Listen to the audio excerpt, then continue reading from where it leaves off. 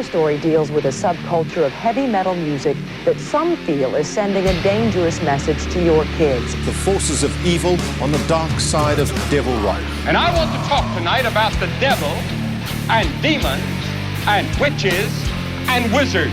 And we just mix it up with hardcore and aggression and come out with something we think's an original sound. Loud, fast, heavy, you know. Well, what do you got?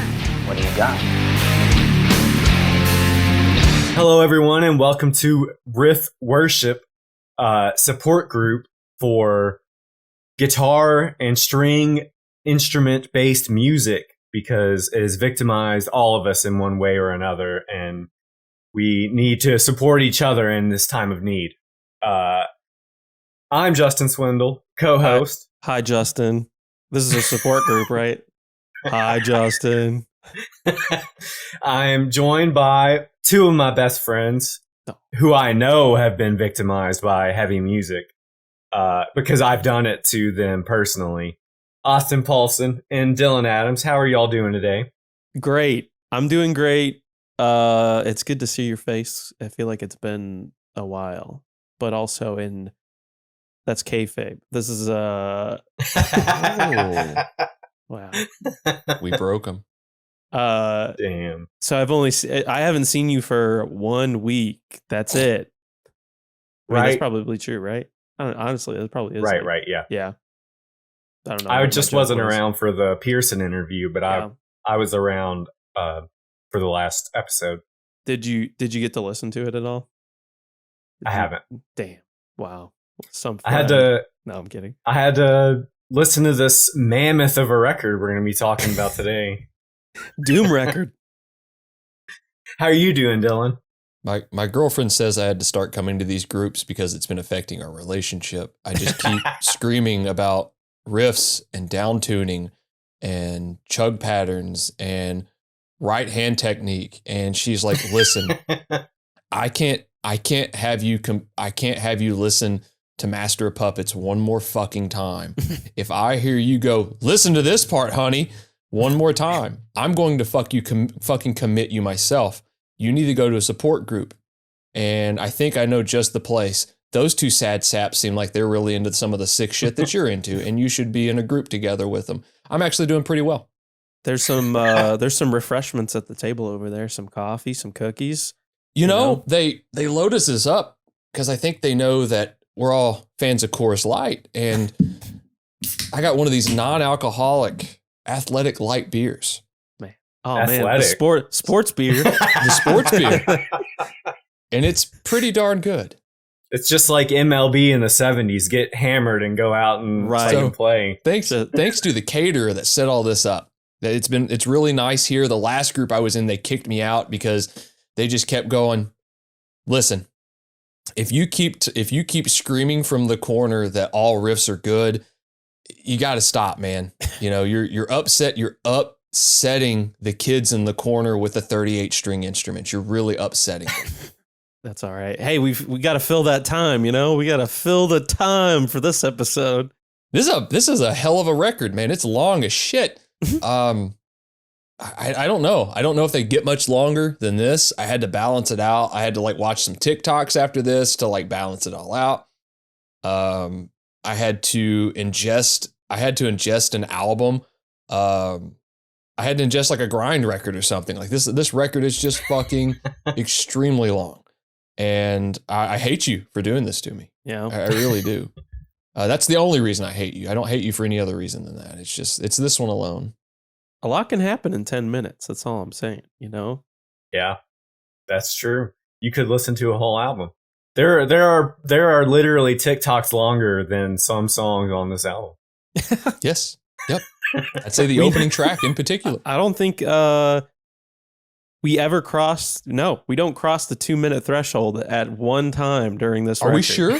Yes, I am. I have all the song links in front of me. There's not one song that crosses 2 minutes. 158. Yep. With all this buildup, today we're talking about the Ampere record, All Our Tomorrows in Today. We're taking another... You doing okay? Sorry, I'm keeping that in. That's great. It's a bug. That's better than I think the one episode I was gone for and Swindle was like in mid conversation and slapped the button. Yeah, smacking there.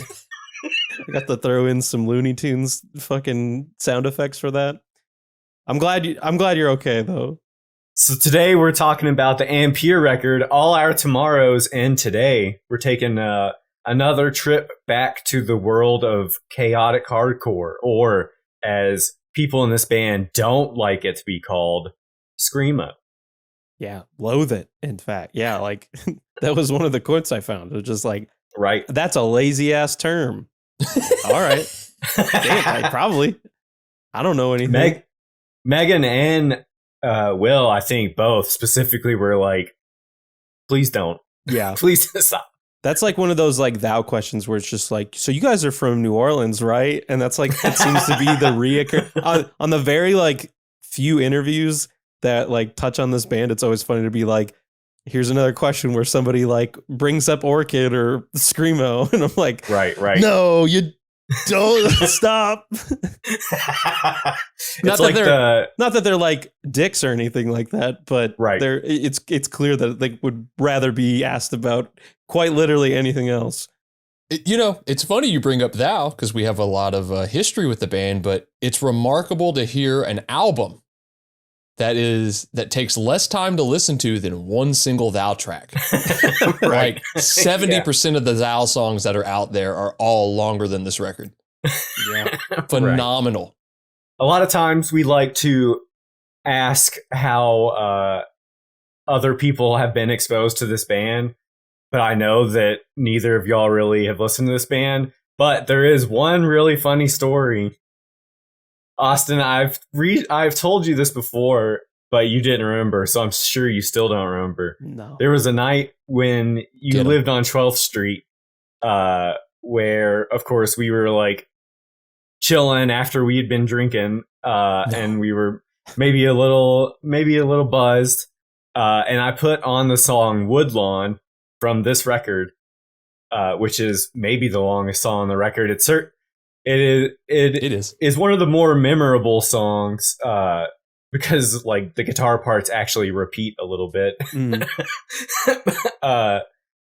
And you listen to the whole song and you were just like, what was he even doing on guitar? Like what the fuck? Like what was even happening? and I was just like, I don't really know. And still to this day, I've listened to this record countless times. I don't really know what's fucking happening. It's funny, like a lot of my notes when listening to this album are more, some of them were questions rather than like actual things that happen. Like this is when you said in the last, in the Orchid episode, you were like, oh, I think Ampere is like far more melodic. And I do think that is true, but I'm like, how could it be more like at this speed and like just what they're doing? Like, how is it possible that this is happening? But they figured it out. So yeah, that's kind of the only background really either the two of you have with this album or band, right? Like Dylan, you probably haven't listened to this band ever before. I've only heard you speak of them. I've never listened to them. This is my first time digging into this band. How did you get into them, Swindle? Well, it's basically the same answer as the Orchid from the Chug Life blog spot I found. Either I downloaded Vaccine, Human Hatred record, which I love, and like worked my way back to Ampere and Orchid, or I just like downloaded all of it at the exact same time, basically. But I'm going to say, I said it in the Orchid episode, I'll go ahead and say I like this band more than Orchid. Damn. You hear that? Just going to throw it out there. People they're turning it off now. Throwing their phones into the river. No, I think there are definitely aspects of this band that like, I mean, obviously this is the band that came out, well, started at the same time from what I read, mostly after, right? And so I think there is like a clear progression of like still that chaos, but there's Right. like aspects of like there's more dynamics and there's a lot more to like, and there's some breathing room. And I don't know, I think the songwriting is certainly stronger on this record than some of the Orchid stuff. Not that I don't like that stuff. I think there's a great place for it, and I love listening to those records. But I could see where you're coming from as far as this band is concerned. Seems more direct. Yeah. Songwriting wise, it seems more direct. I really enjoyed the Orchid record a lot, but I feel like especially when it comes to this style of extreme music, sometimes lyrically things get a little repetitive, especially when it is really fast and you've just got to like put stuff down. Whereas this doesn't seem to do that thing near as much. It feels like everything's just maybe one or two lines. It's direct. It's out there. If you miss it, you missed it. Whereas maybe the Orchid album, while still great in its right, has a little bit more fat to it, even in comparison to something like this. I really enjoy that Orchid record a lot, but this definitely has some more melodic points. There's more dynamics on this, it feels like. There's some stuff on here that I feel like would have some fans of like post-metal acts a little interested in this, with some of the like kind of the soundscapes that are going on. There's some big dramatic, like huge sounding parts on here that are just like, oh yeah, this is right up like, someone listening to Isis Neurosis, maybe without that, going to that level, but you could definitely see the connection there where these guys get more into melodic music, maybe a little bit more direct songwriting. Some of the guitar acrobatics that are on here, the tapping lines, the different weird kind of picking patterns, the jangly kind of guitar sound. Noodle riffs, baby. Gotta get those noodles. Gotta get those noodle riffs in there. Yeah, like it's. I think I described it in the group chat. It's a little skronkier sounding. yeah. Like it's definitely Chaos is Me sounds a little bit more like a hardcore record in a weird way, like a straightforward hardcore record without being just like this is a hardcore record. Whereas this definitely has a little bit more maturity to it. Well, going back to what you said about Neurosis, I think actually maybe in one of the interviews I read for this one, but definitely when I was reading up on Orchid, like Will Killingsworth gave the vocalist of Orchid, Jason or Jay, whatever, he gave him like a mixtape when they met each other in college, and of like cool shit that Jason had never like heard, and Neurosis was like definitely on that. That would make Neurosis sense. was always an influence for Will Killingsworth, I think. But I think I like a lot of Chaos is Me, especially the guitar like rhythm is kind of steady all the way through a song, or like a lot of the album kind of has a similar rhythmic feel to me, but this album is just all over the fucking place. There's no way to really read where it's gonna go. It really does feel like a sprint, like the whole way through. Like, lots of songs feed into one another. It's obviously a very fast, intense album, while still having those dramatic moments, which, bringing up the point of like that, maybe some of that post-metal influence and some Neurosis stuff. It is pretty wild for a record to be this kind of, like you said, all over the place and still create those like dramatic moments that are like very effective in such like a short amount of time. So very, very cool, especially with like that instrumental track. I really enjoy that. Oh, yeah. There's the guitar, back to the guitar playing, which we'll dig further into this. There's some very Kurt Ballou-esque style playing. Sure. That Will does. It would be hard to say, what came first, the chicken or the egg with this thing, but like it's there, that kind of, what's the opening track to Axe to Fall? Is that Dark Horse? Yeah. There's that kind of weird lead lick he does at the intro of it. That's really, it kind of has elements of that to it. I know all of these bands are kind of tied together with the type of musical backgrounds they all have. And I'm sure there were shows that all the bands played together, but I definitely heard Kurt Ballou all over this album. Like just some of his influence on the playing and everything. Yeah. Whether it's like, I definitely know that they I'm sure they played shows together, obviously, but I mean, even from a production standpoint, I've heard interviews of Will like saying like, I worked a little bit with him, or like, I mean, even some of the pedal stuff that he's been known to do over the past few years, like they've shared ideas and such. So there's definitely like some influence. Maybe it's all coming, both of them are coming from the same place, or, you know, influencing each other. It's hard to say, but also don't forget that Chaos Is Me was recorded at the first God City space. I did forget that.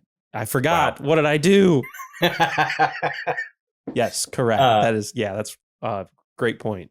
Yeah, I think maybe I was thinking about it in our like group chat. You, before the Chaos Is Me like show, talked about how some of that album may have reminded you of like 90s metalcore or something, and I definitely think that era and genre of music, like me getting into Converge and Coalesce and like noisy, weird kind of time signature music, definitely paved a way for me to get into like Ampere and Orchid, because I don't know that I necessarily think they sound exactly alike or that similar, but it definitely has an aspect of like noise, like feedback for sure, noise, like nasty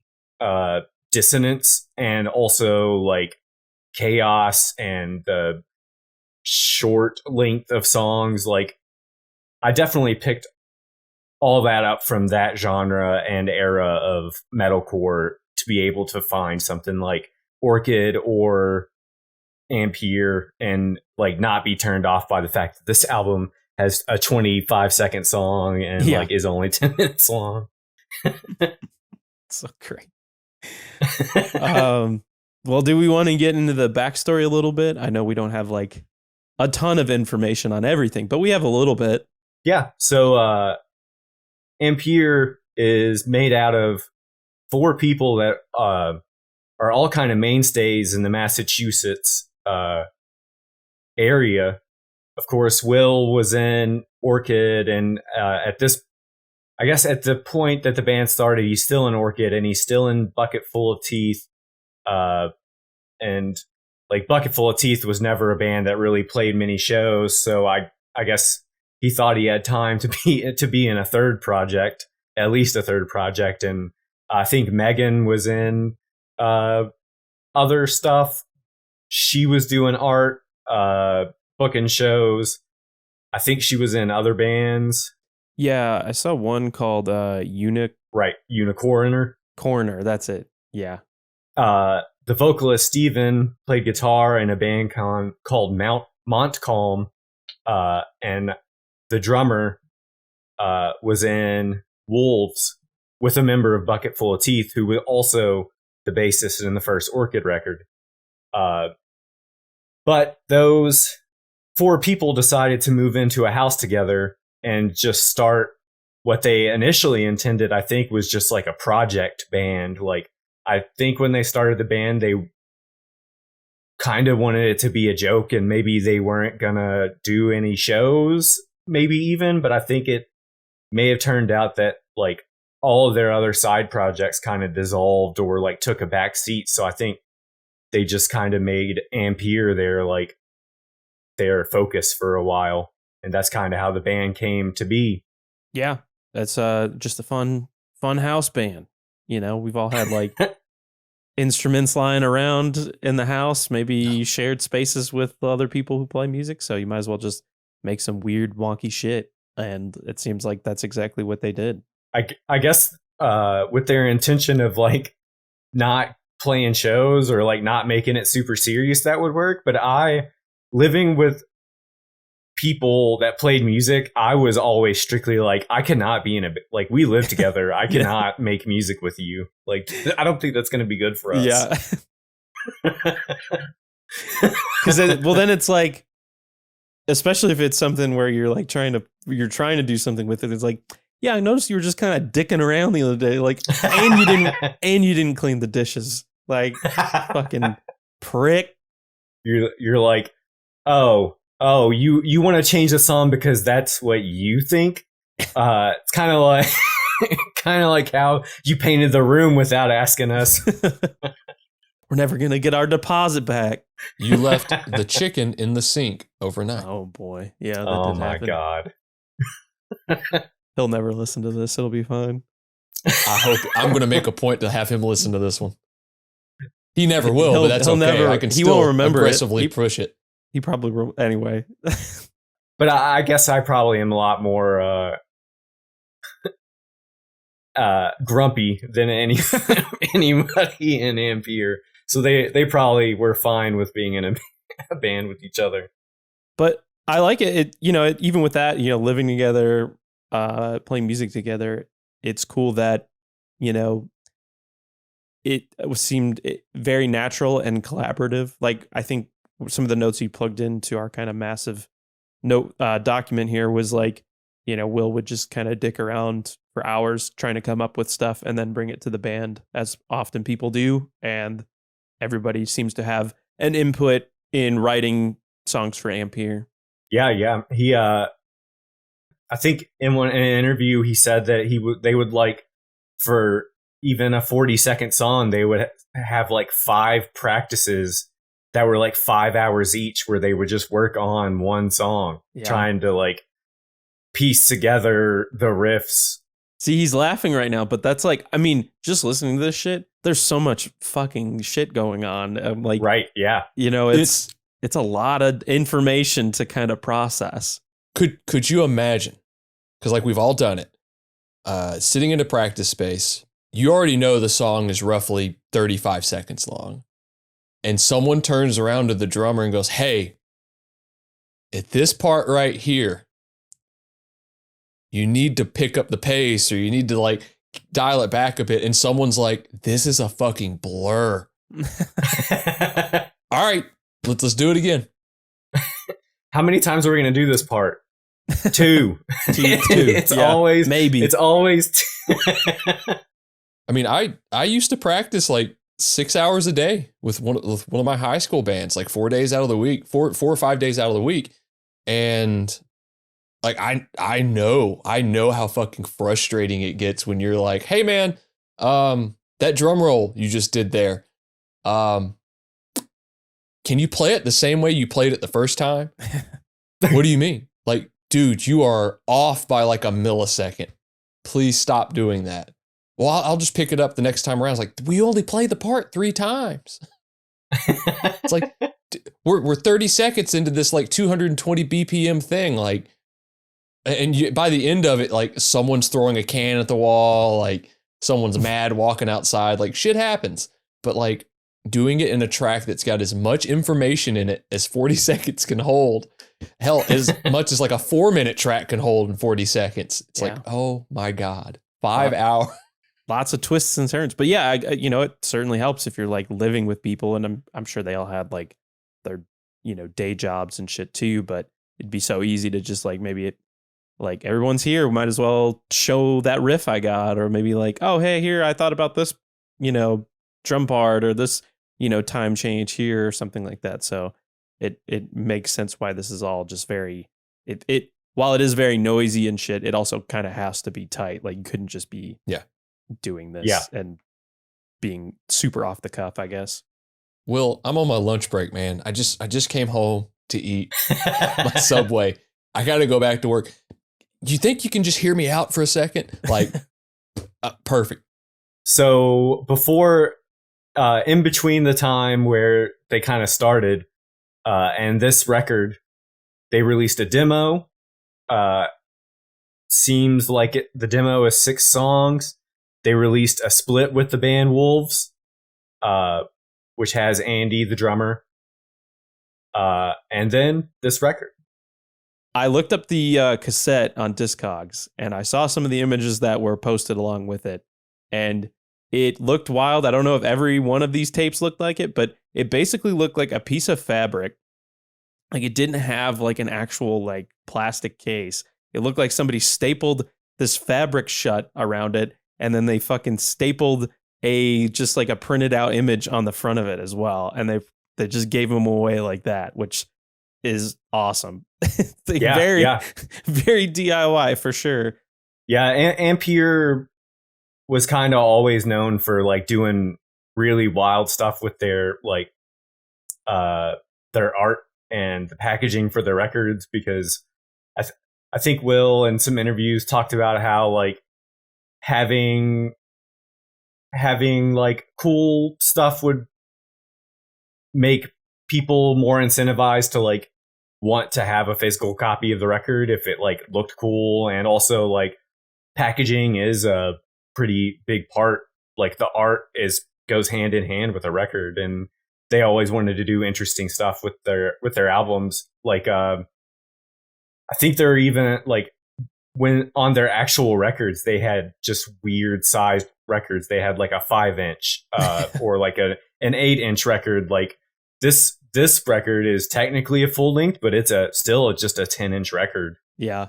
I think that kind of happened. Was that in our Brutal Truth episode, Yes. Dylan? Yeah, they had like the Japanese version of that record, Need to Control, They that had was like all the different sizes. Yeah, that was so crazy. That it's funny to bring that up too, about doing all of these different kind of having all these different approaches to how they release their art, release an album, release songs, that sort of thing. That's very Melvins-esque.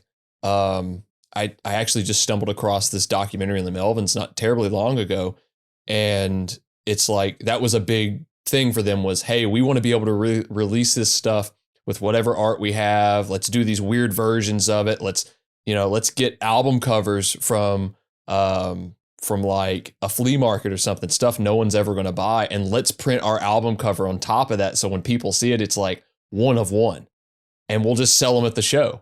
Yeah, the artwork for this looks great, and I guess Megan created the artwork for this. I like looked on her website, and it seemed like, she has like she does a lot of different multimedia. She does illustrations and different album artwork. I believe she's done album artwork for a lot of their projects, like Longings, which I'm sure we'll get into a little later and everything. But she created the artwork for this album. And also, I think maybe the most recent full length, I guess, would be Like Shadows. Right. Yeah. Another like weird packaging thing they did, I think, a split with Funeral Diner. Ampere did. And that was the split that they like maybe did art with Mark McCoy from Charles Bronson. But they all like in between the songs on the wax, like in the groove, they had an etching between like every song. That's awesome. Weird. That's wild. That's excessive but cool. Yeah. I know I own, I think one of my cattle decapitation records, it might be Karma Bloody Karma. The D side is just an etching, and I think it's like, I can't remember what the image is, but I've got a few things with etchings on it, and it's always wild to see that on any record. But doing it in between tracks or the grooves is like, how do you even go about doing that? Right. Yeah. Does it? Yeah, my thing would be, does it look like a weird shape when the record's spinning? Oh, yeah, I'm not interesting. sure. It'd be cool to see. I know, and it's cool. Like, I didn't know there was like, kind of getting into this band through you. I didn't know like there was like that Mark McCoy connection. I still have yet to check out the split that this band did with Das Oath, and I know they're in another project, Failures, as well together. So yeah, got to check out all that shit. This Amherst connection is everywhere. They're reaching out all facets of punk in America. Definitely. So they released the split, and they release the demo, and then I guess it's time to make this album. This album was put out actually 20 years ago, which like Dylan has made a point to pick a lot of albums that came out 20 years ago. I had no fucking clue this album came out in 2004. Just complete happenstance that I picked it. Synchronicity. Yeah. Everybody knows it's Mastodon, Killswitch Engage, and Ampere it's all in there for sure. The big ones. Right. This record was put out by Ebullition Records, which they put out stuff by Orchid, of course. This may be the only. Do do you find any other stuff by Ampere that Ebullition put out? They did the I do not know how to pronounce this band's name, but I know Wolves also did a split with them. Sinaloa. Oh yeah. So they did Sinaloa. that. Yes, that probably 100%. That's what we're going with. Yeah, they did. I think pretty much all the Orchid full lengths. They did some. They did a release by Los Crudos, Chicago hardcore band from here. Struggle, Right. Kind of coming off of our Justin Pearson episode. That's like maybe one of his first bands, and a ton more. So yeah, so Ebullition put out this record in I think May of 2004, but I couldn't am find not an exact completely date. sure. Yeah, there wasn't. The Bandcamp said like 7th of May or something, but it also said 2014, and I thought that part just might have been a typo, so I assumed that. Yeah, I don't know. It's phenomenal that the internet is like this massive thing that has all this information, but every so often we'll fall into like, oh, there's got to be stuff about this record, and we'll scroll through like, what, where, where's it at? And like we're digging into like old blog spots and everything to find any info, and it's like, hey, there's this one interview that's 8 minutes long that they did as like a phone call to a radio station or a college radio station. That's all we can find. Okay, we'll figure it out from there. I think before we get into like the track list, there are a couple things that I wanted to talk about, and one of them was like Will's sound on guitar was complete happenstance. Like during like Orchid and Ampere and probably Bucket Full of Teeth, he just like bought a 90s Gibson SG off of somebody that had like P90 had like P90 pickups in it. Yeah. And it created the sound that like is known for Orchid and Ampere, but he had no fucking clue. That's awesome. Like he was like, yeah, apparently these pickups are really good for like kind of a more clean sound, which is like necessary for this band specifically, which is true. But it just like, that's just how he happened to have bought this guitar. It's cool to look into that too, because I think the whole like gear knowledge thing is more, it's definitely more vast now than maybe it was during that era. A lot of bands in underground music were like, I want a Gibson SG, however it looks, however it feels, whatever it's got in it. And especially like from the punk and hardcore world where it's like Fender P-Bass, Gibson SG, Gibson Les Paul, Stratocaster, Telecaster, that kind of thing. They don't care really what it does. I just have to be able to make what's in here come out. And then you find out years later, it's like, I guess that did work out. That's how it's supposed to be. Like dudes walking into pawn shops and buying like a random Big Muff, and then it's like, oh, now everybody's seeking that because it has like some weird fucking wiring or circuitry in it that like made the thing go, you know? Sure. Made the thing go. Yeah, it made it do. That's the technical guitar talk. How do you make it do? Make it do the thing. And honestly, when I read that interview, I didn't realize how little like distortion was on the guitar until like I read that interview and then listened to this album 30 times for this like episode. I just never even thought about like he's mostly just using like an overdrive pedal or like a signal booster, but there's like no real distortion on the guitar. There's lots on the bass though. The bass is crunchy. So it's funny to read this because when I listened to the record for the first time, my head immediately was like, oh yeah, that's a JCM 800. Like that's a Marshall JCM 800, or no, seriously, or like a Plexi or something like that, because those amps aren't known to have the most gain. Generally, guys that are known in like the metal and hardcore world, they have them modded. Like Kerry King's kind of known as having a great modded Marshall JCM 800, to a point that they made one for him. What band is that guy in? Who knows at this point? Kerry King band. But that's true. Yeah. But like hearing a standard JCM 800, they're really clean. You have to like dime the gain out to get them to really like break up. And like a JMP or a Plexi, those just don't have any breakup. You're basically adding just an overdrive pedal on top. So like when I heard this album, I went, okay, this is like a vintage amp of some sort that he probably just kind of happened upon. And it seems I'm kind of proven correct on that assumption. JCM 800 in this type of band makes complete sense. Just maybe a light overdrive pedal thrown on top of it. It's still very clean with the P90s. And it seems like any distortion that maybe the guitar has is just because of how hard he was playing. It's like pushing the amp a little bit and pushing the signal because it's there, but you're right. You hear every single thing, maybe except from the really fast, like the really fast picked chords that are being played throughout. Like that's where it gets a little more distorted because of how hard he's playing. Right. And it is like, he is right. It is very necessary to like, if it were super distorted, if he had I think maybe I'm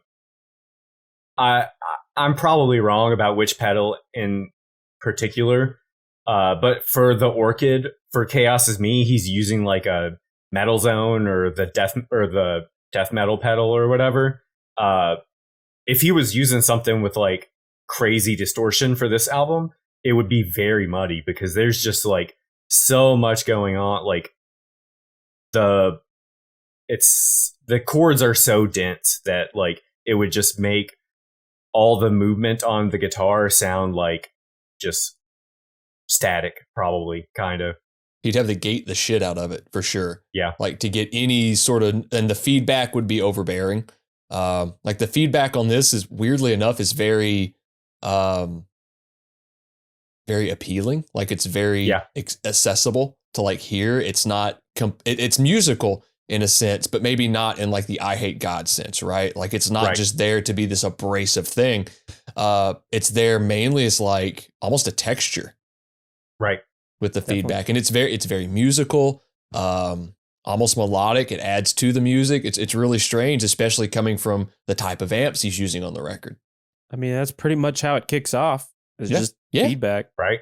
Yeah. Yeah. But the bass, I don't want to skip that shit over. That is a gnarly sounding bass tone on this thing. That is, I hope it's a tube amp and I hope it's just being pushed really hard. It kind of made me think of, just with how big and fat it sounded, it made me think of, what's the Nirvana track on Nevermind that all the amps are dimed out? Is that Breed?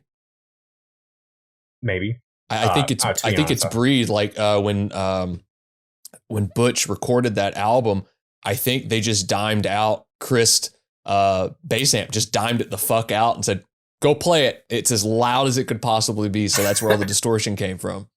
Yeah, and Megan is a really good bassist too. Like there was a song on the end of the album, Dover and Grove, I think, where the guitar is like kind of laying back a little bit, and I was like, God damn, like she is fucking hammering that bass. Like she is playing the fuck out of that bass.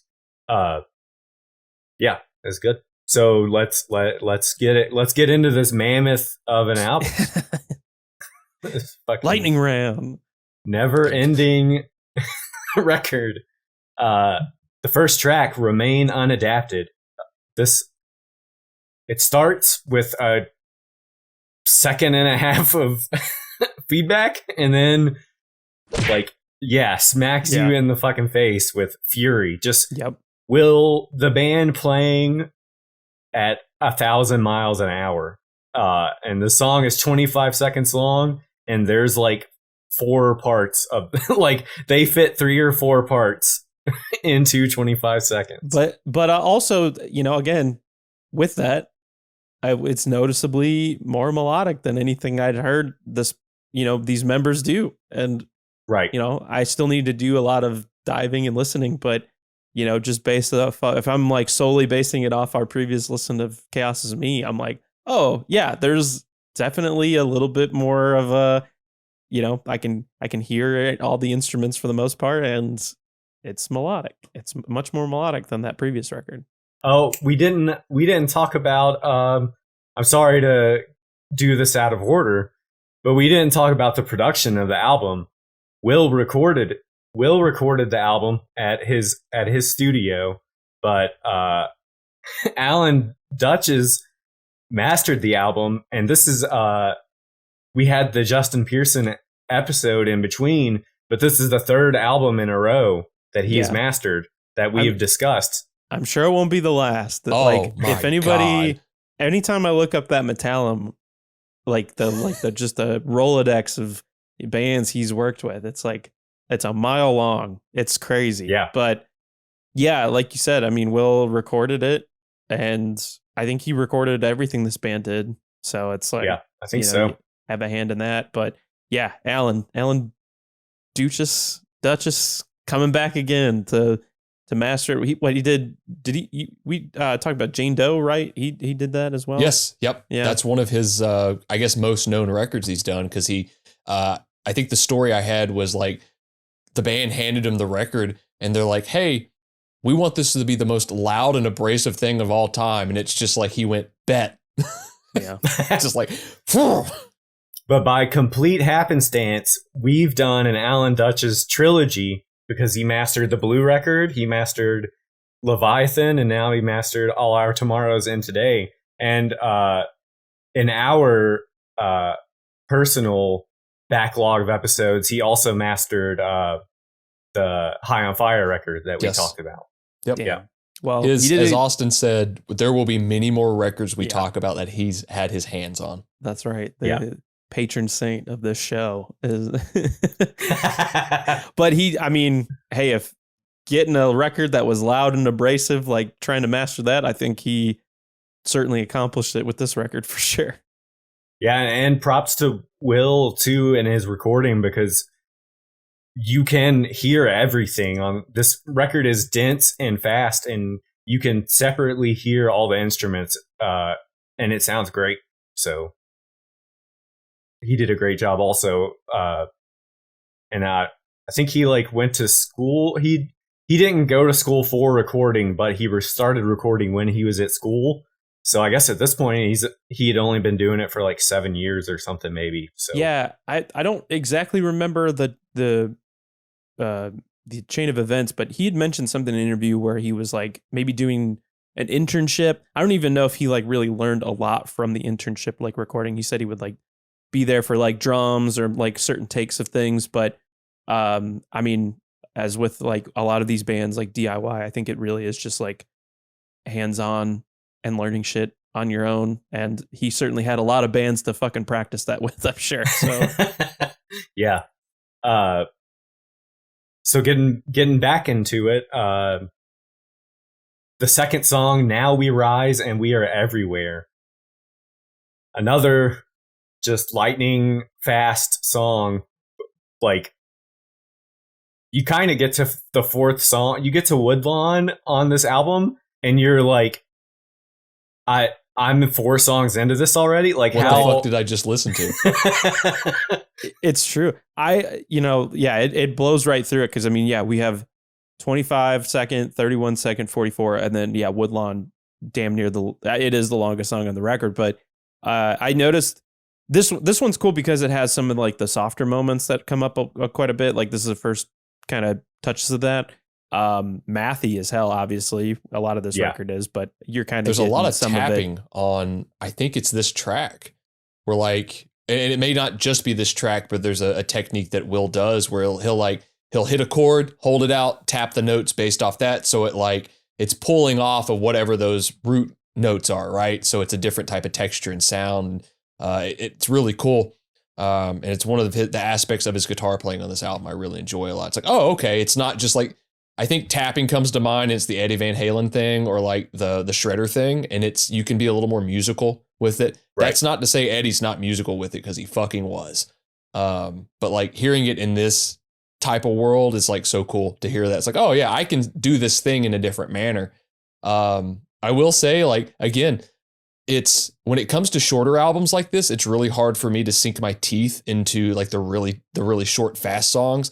But that adds to those repeated listens, right? You can always go back. It's fuck, it's just another 40 seconds. I'll go back and listen to it again. Ah, shit, didn't catch it. Let me go back and listen to it again. So by the time you get to the fourth track, Woodlawn, it's all right, this might be the first traditional kind of sounding song on the album. It's definitely my favorite track on the album, and that may be just because like the first three are so fast. It's like, what are we doing? Where is this? Yeah, Austin, did you have any thing specifically you wanted to say about the Jailer Speaks of Freedom, track 3? I guess with like the first 4 songs, really, I think you get you get a feel for a lot of what this is going to be. But the biggest thing, I think the biggest takeaway that I have for this record is that the most fun aspect of listening to it for me was the interplay between the guitar and the drums, and just like what they're basically just kind of riffing off of each other the whole time. It's just a lot of bouncing back and forth. It's just kind of like a perfect unison of those two pieces of like the arrangements and stuff. 5-hour practices. Yeah, honestly. The drums are insane.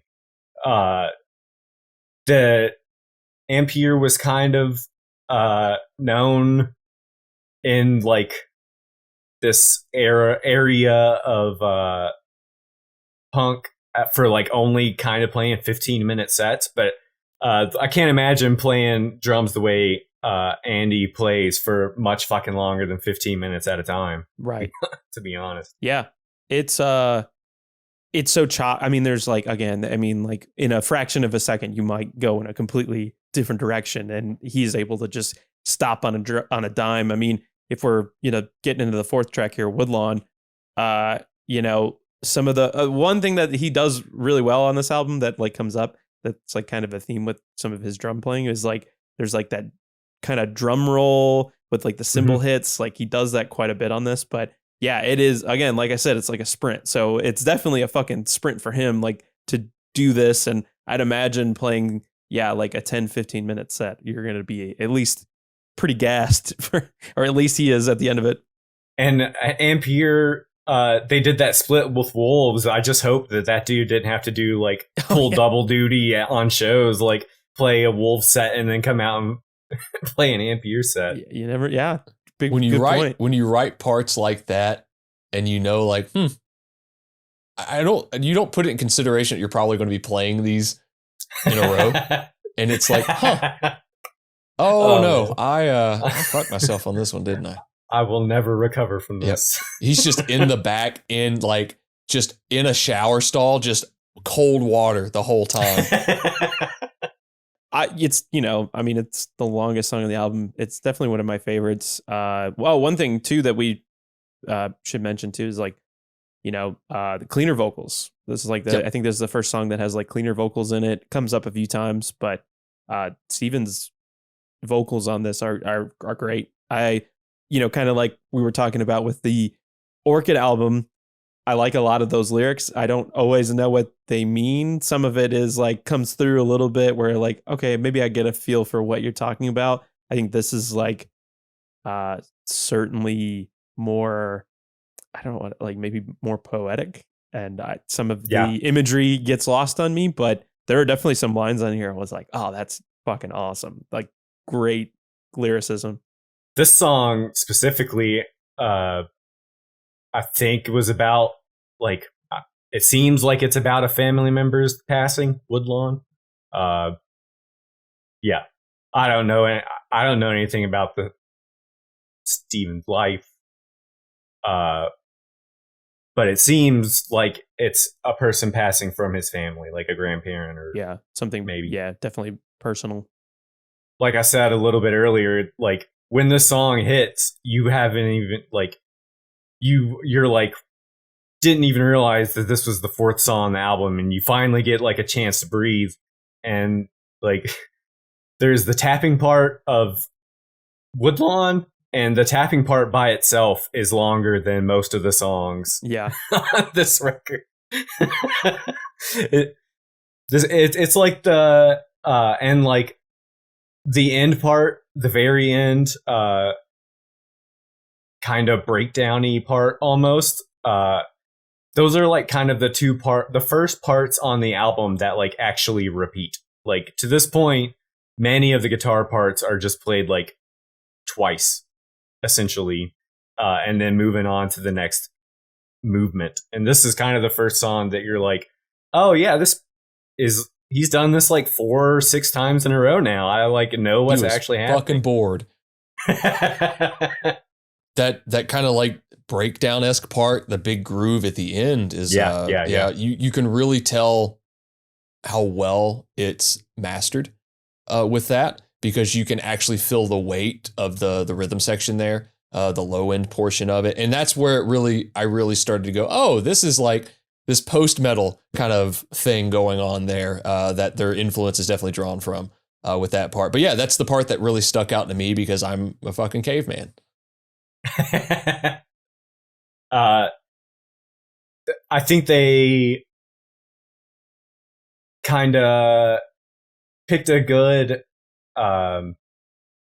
arrangement of tracks on this album, because they do this like groovy, slower breakdowny part at the end of this song, and then Our Adventure's Incomplete starts, and it's just like the beginning of the record where it's like we're back at 1,000 miles an hour. Like we gave you this probably really only 20 seconds, but it seems like so much longer to like chill out a little bit at the groove of this last song, and then we're getting back into like the grind of this record, really. Yeah, definitely.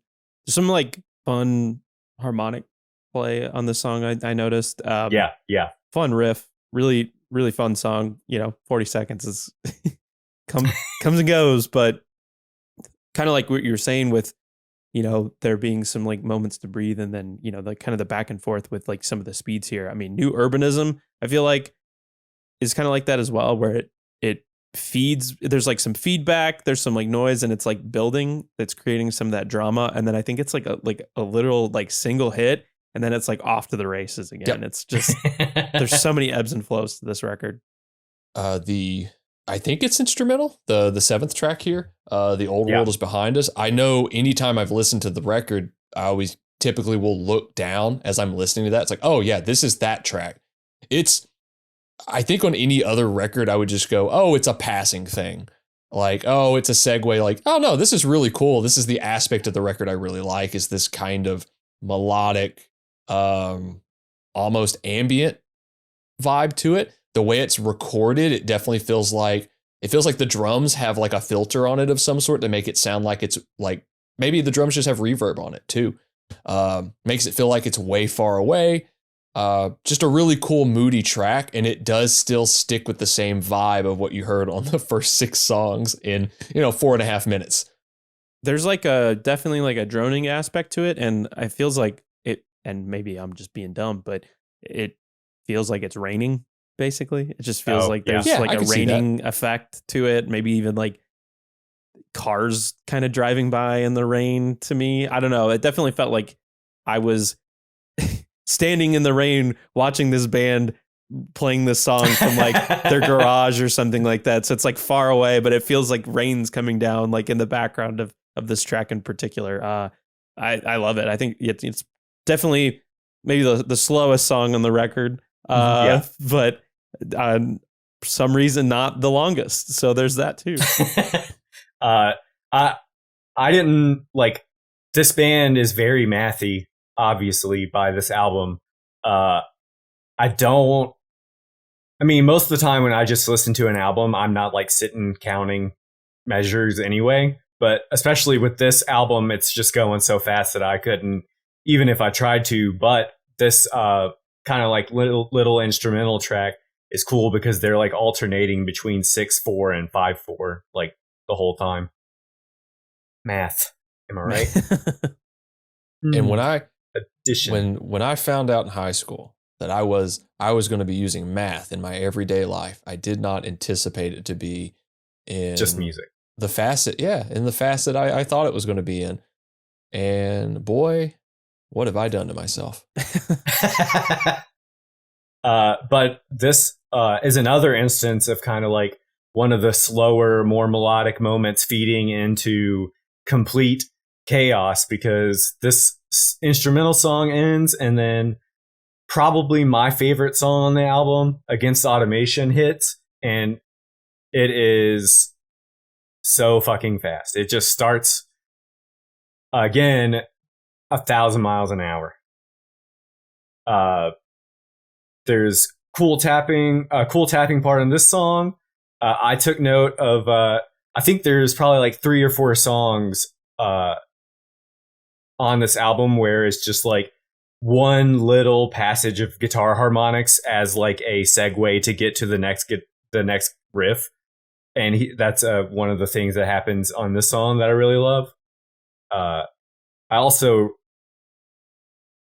there's a lyric line in this fucking song that's like this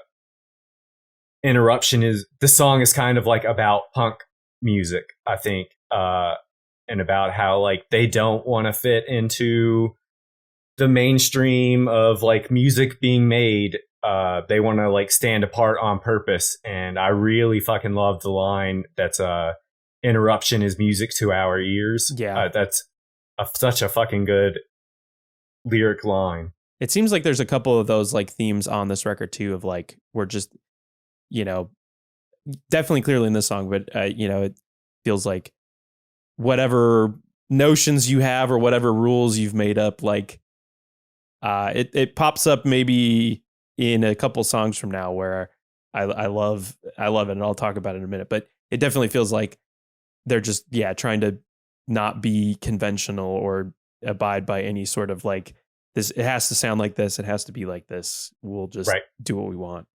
We talked about it kind of in the Orchid episode about how like a lot of the lyrics on Chaos Is Me is kind of like Jason is like talking about his disillusionment with punk and how like all the shortcomings, which is true. Like sometimes punk is not perfect. Nothing is perfect, but I really love that like Ampere kind of takes the opposite approach, and they're like we are punk because we are choosing to like not be part of normal society because we think it's bad, like normal shit.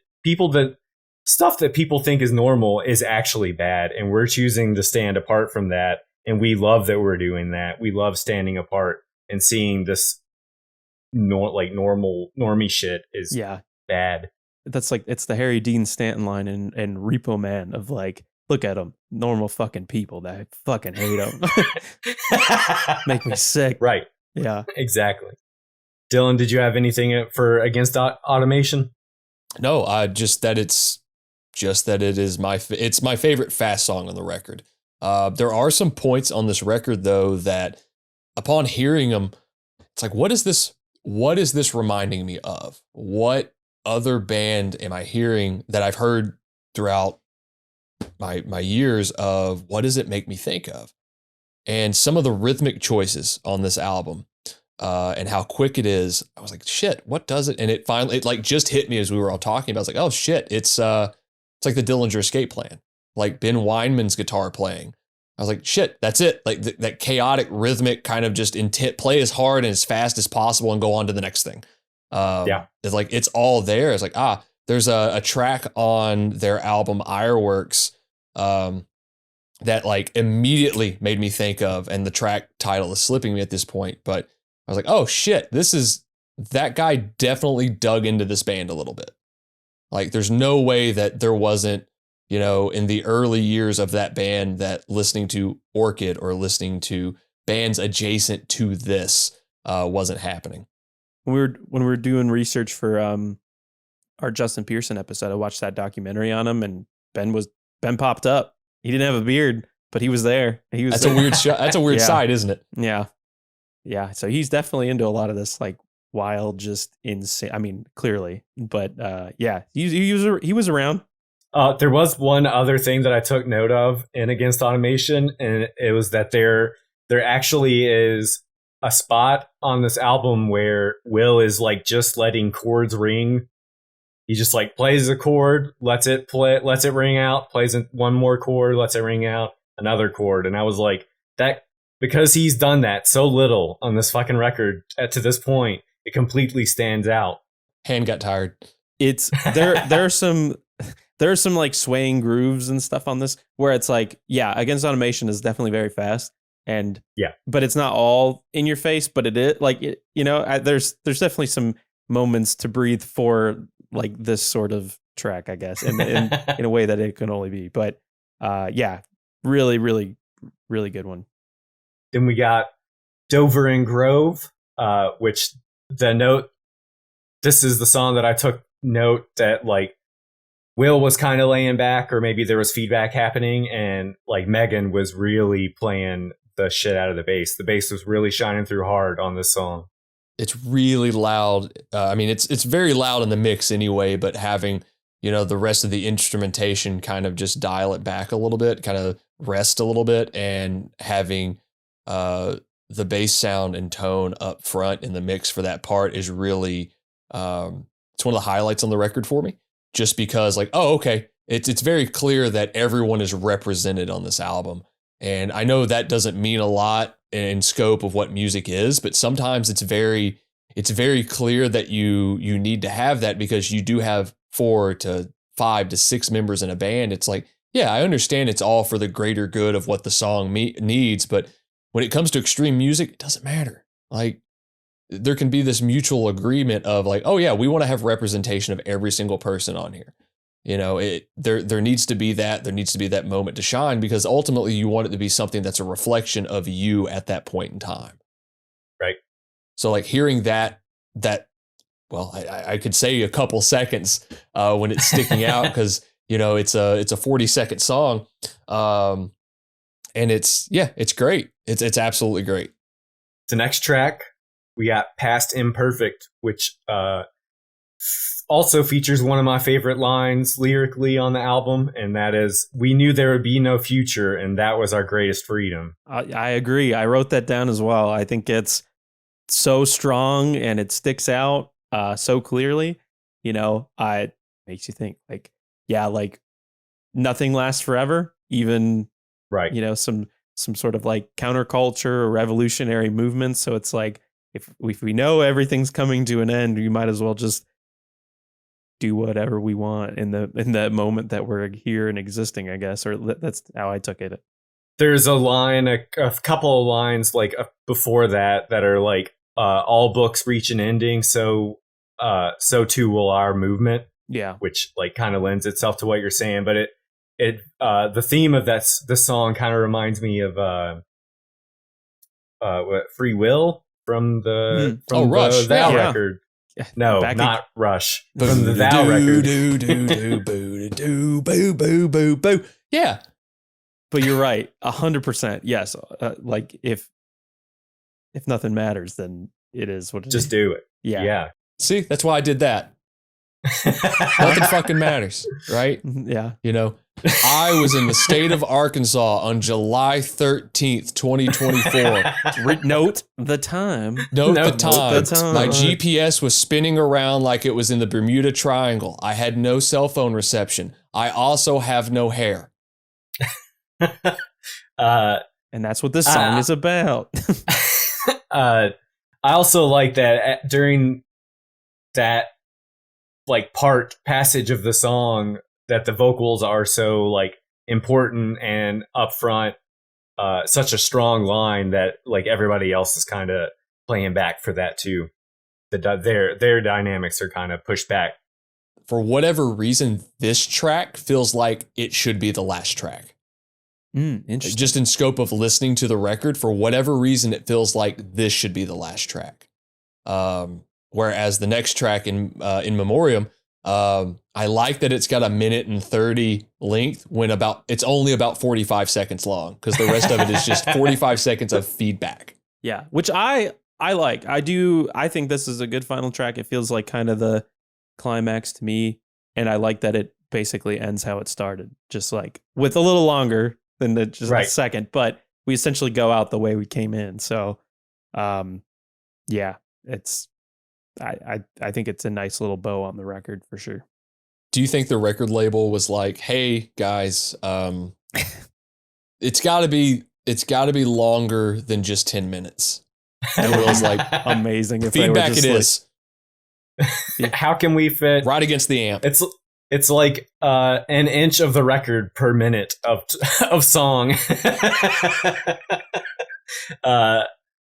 There also was a part guitar wise that stuck out for me on In Memoriam, and it was just like the simplicity of the part. It was just like right before the end of the album, right before they like let that final chord ring out, and then the feedback hits. They're just like kind of doing a build up, but it's not really a build up. Where it's just like steady eighth notes, and then they hit that last chord. But there's such little like straightforward rhythm in this album that just like an eighth note build up can stand out for the rest of the album. When you've got all of this like abrasive and almost avant-garde style music hitting you for just 10 minutes straight, and then when you do get those kind of like, think of the song Woodview. I don't want to fuck up here. Woodlawn. Oh, I was going to say, I kept wanting to say Wooderson, and that's a Gaslight Anthem track. But when you go to the track Woodlawn and you hear those kind of more traditional kind of parts that are in there, parts that are repeating a little bit more, they stick out a little bit more. And then when you do get to the end of the album, it's like, oh, it ends on just 4/4, kind of a build up, just eighth notes. It's like, oh yeah, of course it's going to stick out because it's like the calm in the midst of all the chaos. Yeah. So, what did y'all think? It's a fun For record. really I your enjoyed first the hell out of it. Yeah. First introduction to Ampere, really? I like it a lot. And, you know, admittedly, I haven't really listened to anything else. So I'm going to check out the splits because they got a lot of them. I need to check out I hear just reading into like maybe even the most recent, like full length or the last one they did, is even like kind of an evolution into maybe some new territory as well. So I want to check out everything. So All the splits are compiled. Actually, hold on. oh really? Oh boy. God. Hell yeah. He ain't coming back. It's a 7-inch. Yeah. It's a hit clip. flexi. It's a hit clip. Oh my God. Damn. Oh, that's The first sick. 5 years. Oh, I remember that. No, that's Slug's Throne, ain't it? Thank you. Yes. Yeah, this is like, I think the Sinaloa split maybe is separate. Can you turn it on but its side? I think Sorry. it's it looked for a second. It looked like it was thick. it's like, I don't Oh, okay. I need to get That's even better. Yeah, I need to get a sleeve for it. Yeah. But definitely. yeah. The thing I had behind it was like shadows. Oh, okay, gotcha. Oh, that's sick. Hell yeah. But yeah, the first 5 years is a comp of most of their splits. And I think that comp is 20 minutes maybe. Yeah. Did Death Wish put out their most recent record? Mm, I'm not sure. Maybe. Because it definitely Um, seems like something Jake would have his hands all over. Like this type of band for sure. Because I know he's doing any of like the Orchid t-shirts and all the merch. He's doing it. Yeah. Like he's doing all the repressings and everything. Well, he also like repressed the Bucket Full of Teeth. That's right. That's right. That came out earlier this year. Right. That was the comp that was like sold out in minutes. Right. No Idea. No Idea Okay. Records is what it came out on. Yeah. Oh, I'm glad y'all liked it. Unfortunately, I think Like Shadows is on streaming services. I would suggest like anyone, if you are interested in hardcore, chaotic hardcore, grind, screamo. I don't know how many screamo heads listen to this podcast, but if you like that music, go to their Bandcamp. You can download this record. You can download the comp, which is like all their splits. You can download Like Shadows for name your own price. So like get these albums for free if you want, or pay them whatever you want to pay them. I would suggest listening to it. What do you have to lose for 10 minutes, you know?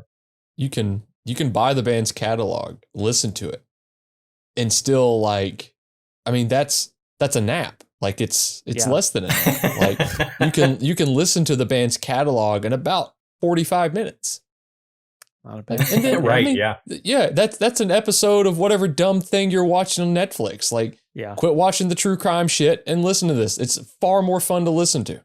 I don't need to know how Herman got hit in the head with a hammer in the corner of his own house. I don't need to know that. I'd rather listen to this shit and actually feel like I'm being hit in the head with a hammer because of how intense something is.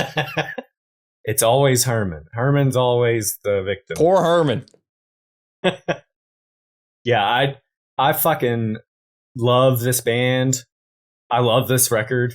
I could have easily, like, I felt like I had to pick this record because it is an album and the first 5 years is a collection of just songs. I could have easily picked that one because I also love all those songs just as much. The lyrics are so smart. And in the same way as Orchid, it's not like fall into the kind of trappings that a lot of screamo does, that it's overtly emotional, kind of like my feelings are hurt about these things that have happened in my life. Yeah, they're very smart. This is my personal favorite screamo band. I know they don't like the term screamo, but I just use it. And there is something about this band that I've listened to this album for like 15 years and I've listened to this band for that long and I still get excited like every time. Like, I think it's how fast this music moves. And like kind of what their excitement about punk rock makes me excited about punk rock. And every time I listen to this band, I'm like, oh yeah, like that's what I also like about this genre of music that I kind of have like loved my whole, like dedicated much of my adult life to. Like, I also love this thing that they love, and it excites me almost every time I fucking listen to this band. And I think maybe Soul Glow is a band that does that to me too. Like, every time I listen to Diaspora Problems, I'm just like, the chaos of this album is like, this is what makes me excited about punk rock and music. Yeah, so if you like chaos and if you like punk rock and you've never listened to this record, go fucking get it for free on their Bandcamp. And now that that's over, we've reached the part of the episode where we recommend what we've been listening to. But I'm going to recommend 3 projects that people from Ampere are currently in. I recommended this album last year, I believe. It may have been the Agoraphobic Nosebleed episode. But Megan and Will are in the band Longings. They released an album last year. The album is called Dreams in Red. It's kind of post-punk, punk, maybe like Frankenchrist era, Dead Kennedys, maybe a little bit. So that's fun. It's definitely a different feel from this, but it's still good, still fun. And if people like post-punk, then you might like this. My second rec is the band Dimension. They released a demo EP last year, maybe out on cassette. Will plays guitar in that band. I'm not sure what their plans are for any future releases, but I think they still exist. And Steven, the vocalist of Ampere, plays in a kind of indie, maybe singer-songwriter project called Gold Dust. And maybe in 21 or 22, they released an album called The Late Great Gold Dust. But they still exist. That's not the last thing that they're going to ever put out. It's not like a posthumous release. It's like a Townes Van Zandt type of thing. Right, yeah. So yeah, check out those 3 projects that these people still make. Sick. I got one. Loved this band. They put out a EP a couple years ago. It's pretty wild. Collapsed Skull just recently dropped a single. Dreamless Error. This is a 3-piece from the central PA main area that's basically like mixes power violence and like chopped and screwed hip hop. It features members, current and former, of Full of Hell and Jarhead Fertilizer. I got Eternity Maze was the EP. I got it from Closed Casket last year. Yeah, the fucking album artwork is insane. It's like an old Broken Hope album cover. Yeah, it looks wild. And the debut record, the full length that's going to be coming out through Closed Casket Activities, Your Father's Rage Evaporated in the Sun. That album cover looks sick as well. Looks like that Brutal Truth album cover. Yeah, it's like a mixture of that, maybe like some dystopia. Yeah. Some of the other stuff that Full of Hell's done in the past. But it's dropping on September 6th. This first single, it's great. It even features some guest vocals from God's Hate and AEW superstar Brody King. Big Bad Brody King also does some guest vocals on this. So if you make that man mad, he will throw you. Did you see some of those clips? I've seen if you try to stage dive during a God's Hate show, he's gonna throw you across the room. And if you're Darby Allin, you're dead. Yeah, Dunzo. Dunzo. I hope that goes on throughout their own personal lives. Like if they see each other in an airport, he just grabs them and whips them into like garbage cans or like the Starbucks kiosk, just like lays into them. I'm waiting to get all that report, like when they're in their 50s, of like, he won't stop. He's walking with a walker and keeps just going to grab me. But he's on it. It's great. It's like, it's only like, it's drum and bass hardcore as well. I forgot to mention. So it's just an assault on your senses. So check it out. It's great. Dreamless Error. Again, Your Father's Rage Evaporated in the Sun, September 6th through Closed Casket Activities. Dylan Adams, what do you got for us this week? I got two. Returning with a new single, everybody's favorite underrated riff writer of all time, Jerry Cantrell has a new solo record coming out on October 18th. His newest, which is titled I Want Blood. The track is called Vilified, and this is a dark and dank and heavy as shit sounding track. His last album, Brighton, was really good, but maybe a little bit more in vein of some of his classic rock influences. He's a big Elton John fan. There are some aspects on there, very choral, a lot of vocal harmonies.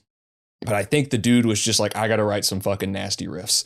And he did. And he's got some help on this record as well. But this track in particular has Robert Trujillo and Gil Sharon playing on it. And the album's going to have Duff McKagan on it. And it's going to have Greg Puciato, the second vocalist of Dillinger Escape Plan, on it as well. So I'm really looking forward to that. If you haven't checked that track out, give it a listen. And my next recommendation is I discovered the band I'm about to talk about in the early part of 2020 when I was home.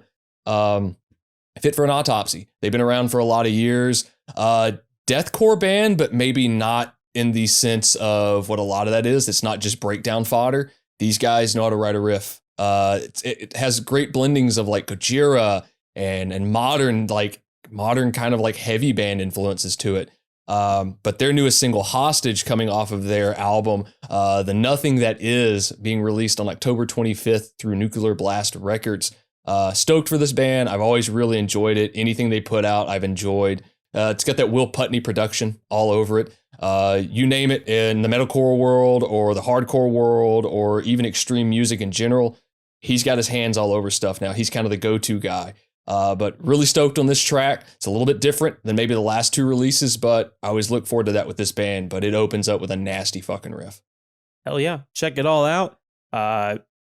Follow us for more updates on this show at Riff Worship Pod, Facebook, Instagram, and Twitter.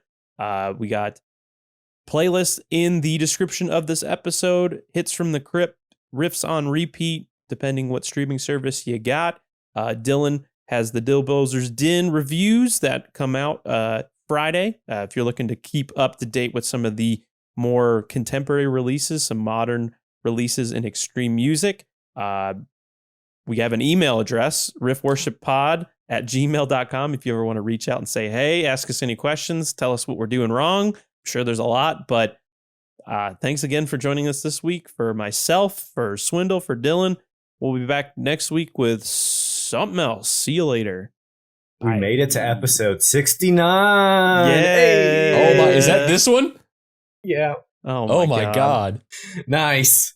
Hell yeah. All right. Bye.